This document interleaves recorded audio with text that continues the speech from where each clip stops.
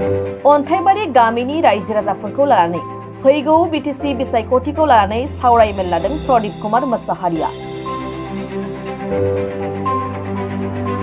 BTC बिसायख'थिया साखाथियाव सौफैनाय लोगो लोगोनो मोनफ्रोमबो राजखान्थि हान्जाफोरा गावबा गावनि हान्जाखौ राफोद खालामनो थाखाय बायदि बायदि हाबाफारि लागासिनो।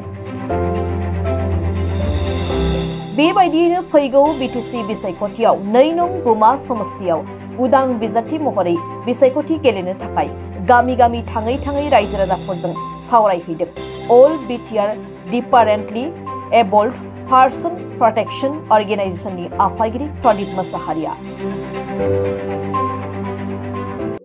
আজি মই উপস্থিত আছে আমাৰ অন্তাইবাৰী গাঁৱত। মোৰ নাম শ্ৰী প্ৰদীপ কুমাৰ মোছাহাৰী।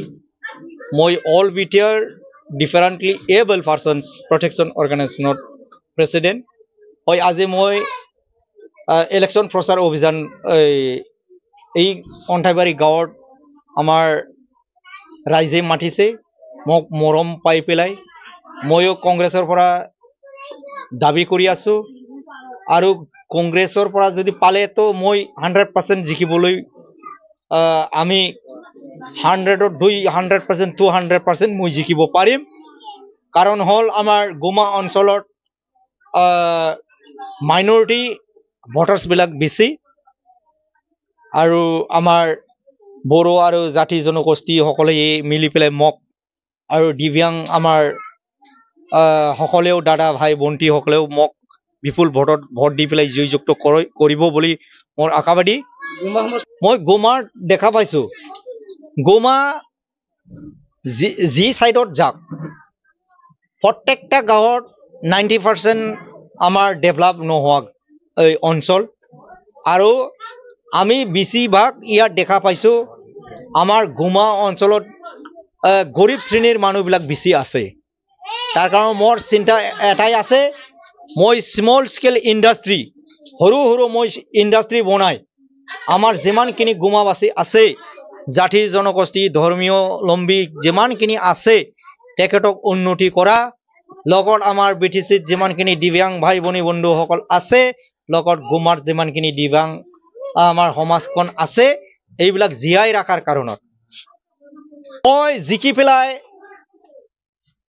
আমি কংগ্ৰেছৰ পালৰ পৰা এইবাৰ যদি টিকিট পায় কংগ্ৰেছে তো 100% নিৰ্দলীয়ৰ পৰাই দিম। তথাপিও কংগ্ৰেছ ভাৰত স্বাধীনতা কৰা প্ৰথম ৰাজনীতি পলিটিকেল পাৰ্টি হল কংগ্ৰেছ। কংগ্ৰেছে ব্ৰিটিছৰ পৰা মুক্ত কৰি পেলাই আমাক দেশখন আনি পেলাই আমি নাচনা কৰিব পাৰিছে। আমি পলিটিকেল কিবা কি কয় এনজয় কৰিব পাৰিছে। আমি দেশৰ শান্তিৰ বাবে জীয়াই থাকিবলৈ অধিকাৰ পাইছে এই কংগ্ৰেছৰ কাৰণেহে। বিজেপি তো আজিকালি হে পলিটিকেল পাৰ্টি ওলাইছে কিন্তু দেশৰ যিটো স্বাধীনতা কৰিছে সেইটোলৈ আমি মনত পৰিব লাগে। তাৰ কাৰণে আমি কংগ্ৰেছটো এই পুৰণা জামানাত আগৰ যিটো ইণ্ডিয়া যেনেকে ইণ্ডিপেণ্ডেন্স স্বাধীনতা কৰি পেলাই আনিছে কংগ্ৰেছে তাৰ কাৰণ ময়ো কংগ্ৰেছৰ পৰা টিকিট পাম বুলি মই আশা ৰাখিছো। কংগ্ৰেছে যেন টিকিট দিলে মই 100% মই জিকিব পাৰিম।